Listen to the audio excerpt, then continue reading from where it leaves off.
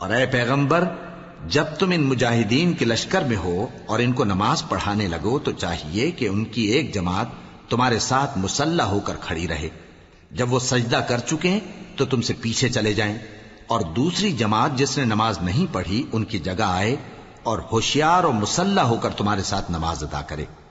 کافر تو چاہتے ہی ہیں کہ تم ذرا اپنے ہتھیاروں اور سامان سے غافل ہو جاؤ کہ تم پر یکبارگی حملہ کر دیں، اور اگر تم بارش کے سبب تکلیف میں ہو یا بیمار ہو تو تم پر کچھ گناہ نہیں کہ ہتھیار اتار رکھو، مگر اپنا بچاؤ ضرور کر رکھو۔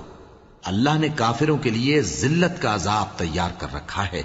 پھر جب تم یہ نماز تمام کر چکو تو کھڑے اور بیٹھے اور لیٹے ہر حالت میں اللہ کو یاد کرو۔ پھر جب تم مطمئن ہو جاؤ تو پورے آداب کے ساتھ نماز پڑھو۔ بے شک نماز کا مومنوں پر اوقات مقررہ میں ادا کرنا فرض ہے۔